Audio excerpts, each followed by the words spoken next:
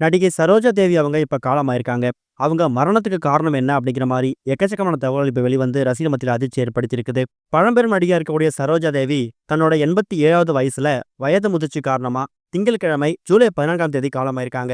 பெங்களூரு மல்லேஸ்வரம் பகுதியில் இருக்கக்கூடிய அவங்க வீட்டுல தான் வயது மூப்பு காரணமா ஓய்வில் இருந்து வந்திருந்த சரோஜா தேவி உடல்நலக்குறைவு ஏற்பட்டு உயிரிழந்தா தெரிவிக்கப்பட்டிருக்குது. மகாகவி காளிதாஸ் அப்படிங்கிற கன்னட திரைப்படத்தின் மூலயமா தான் 1955ஆம் வருஷம் இந்திய திரையுலகத்துல சரோஜா தேவி அறிமுகமானாங்க. முதல் படத்துக்காக தேசிய விருதும் வாங்கினாங்க. தமிழ்ல 1956ஆம் வருஷம் ஜெமினி கணேசன் நடிப்பில் வெளியான திருமணம் திரைப்படம் மூலியமா தமிழ் சினிமாவுக்கு அறிமுகமான சரோஜா தேவி எம்ஜிஆர் நடிப்பில் வெளியான நாடோடி மன்னன் திரைப்படத்தில் நடிச்சு பிரபலமானாங்க. எம்ஜிஆர், சிவாஜி கணேசன், ஜெமினி கணேசன் உட்பட எக்கச்சக்கமான திரையுலகத்தோட முக்கியமான ஜாம்பவான்களுக்கு நாயகா நடிச்சு பல படங்கள்ல சரோஜா தேவி ரசிகர் படத்தை உருவாக்குனாங்க. அபிநய சரஸ்வதி, கன்னடத்து பைங்கிலி அப்படிங்கிற மாதிரி எக்கச்சக்கமான பட்டங்களையும் வாங்கினாங்க. 70 ஆண்டுகள்ல 200க்கும் மேற்பட்ட படங்கள் நடிச்ச சரோஜா தேவி கடைசியா கன்னடத்துல புனித் ராஜ்குமார் நடிப்பில் வெளியான நட்டசாரக பவுமா அப்படிங்கிற படத்தில் நடிச்சிருந்தாங்க. தமிழ்ல சூர்யா நடிப்பில் வெளிவந்த ஆதவன் திரைப்படத்தில் நடிச்சிருப்பாங்க. இவங்களோட திரை வாழ்க்கையை போற்று விதமா வாழ்நாள் சாதனாளர் விருது, பத்மபூஷன், பத்மஸ்ரீ விருதுன்னு சொல்லி மத்திய அரசு எக்கச்சக்கமான விருதுகளை வழங்கி இப்ப கௌரவிச்சிருக்குது.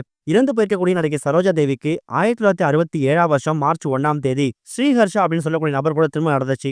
இவருக்கு இந்திரா அப்படின்னு சொல்லக்கூடிய மகளும் கௌதம் ராமச்சந்திரன் அப்படின்னு சொல்லக்கூடிய மகனும் இருக்காங்க.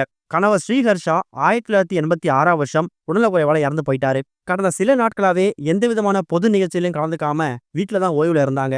கொஞ்ச நாட்களா இவங்களுக்கு உடல்நல பிரச்சனை ஏற்பட்டு அவங்க வீட்டுல சிகிச்சை எடுத்து வந்துட்டு இருக்காங்க அப்படிங்கிறதையும் அவங்க ஃபேமிலி மெம்பர்ஸ் தெரிவிச்சிருந்தாங்க. இப்ப எதிர்பாராத விதமா இவங்களோட மரண செய்தி வெளிவந்து ஒட்டுமொத்த திரையுலக ரசிகர் மத்தியிலும் ஒரு அதிர்ச்சியை ஏற்படுத்தியிருக்கு அப்படின்னு சொல்லலாம். சரோஜா தேவியோட தந்தை ஒரு காவல் அதிகாரி. சொல்ல போனா அவர் தான் சரோஜா தேவியோட இந்த திரையுலக பயணத்துக்கு பக்கபலமா இருந்திருக்காரு. மத்திய அரசு விருதுகள் மட்டும் இல்லாம தமிழக அரசோட கலைமாமணி விருதும் இவங்களுக்கு வழங்கப்பட்டிருக்குது.